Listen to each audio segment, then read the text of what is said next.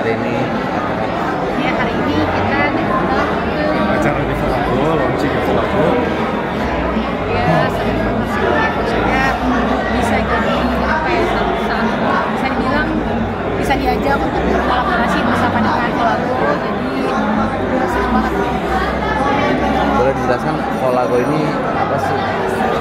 Volago sebenarnya kalau secara dengan suaranya bisa dibilang powerhouse digital ya, di mana perusahaan digital yang bergerak di beberapa lini sebenarnya. Jadi ada MCN-nya, terus juga Ada PHD juga, ada production house-nya juga. terus ada beberapa lagi sih. Mungkin dari kakak sendiri ada ikut kontribusinya sih di acara Volago. Gimana mas? Kontribusi di acara. Oh, Ya, jadi sebenarnya hari ini juga jadi hari yang berkesan buat kita. Bisa dibilang kita tuh salah satu talentnya Volago. Oke, mungkin update-nya sih sekarang lagi sebuahnya apa sih? Kayak update-nya, kalau ditanya update-nya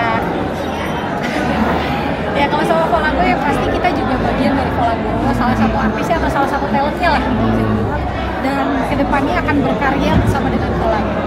Selama menjadi talent dari Volago sendiri, mungkin seperti apa sih Kak kesannya bekerja sama dengan Volago sendiri? Ya karena memang Volago ini kan udah bisa dibilang tuh udah cukup besar gitu ya, dan udah bisa dipercaya lah untuk bisa mensupport kita gitu.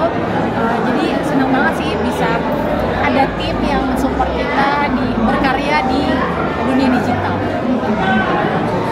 Mungkin boleh update dong sedikit, sekarang udah jarang terlihat di layar kaca, lebih fokus ke pelayanan rohani lah gitu. Gak juga sih Mbak, sekarang justru kan filmnya Randy, film Agape kan juga masih tayangnya di beberapa bioskop gitu. Jadi dari kemarin itu 4 September kan filmnya Randy tayang di Agape, terus next juga ada film yang Hai Kak. halo. Iya. Halo Iya. Oke.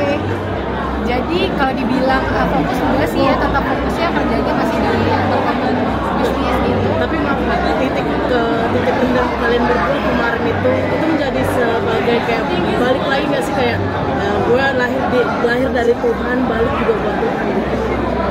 Kalau itu sih sebenarnya bisa dibilang apa ya? Balik lagi Buat melayani Tuhan gitu maksudnya.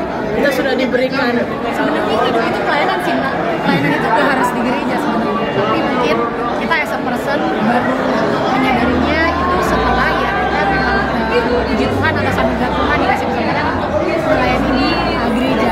Tapi kalau bilang melayani Tuhan sebenarnya mbak-mbak pun mas-mas pun gitu dimanapun gitu, kalau misalnya sadar bahwa hidup kita menjalankan rencana Tuhan itu adalah pelayanan. menjadi lebih rohani lah gitu, gimana? Menjadi lebih dekat sama Tuhan itu gimana? Kalau lebih dekat sama Tuhan apa enggak itu bukan dinilai dari apa yang di layar kaca sih sebenarnya. Itu balik lagi kita selain sama Tuhan yang lebih tahu kita tuh dekat nggak sih sama Tuhan, sama kita sendiri sih. Jadi nggak bisa dinilai oh sekarang lebih rohani ya, oh sekarang lebih dekat sama Tuhan. Oh juga sih gitu. Tapi kita sebagai ya kalau bisa dibilang sebagai orang yang percaya Tuhan ya berusaha untuk terus mendekati Tuhan.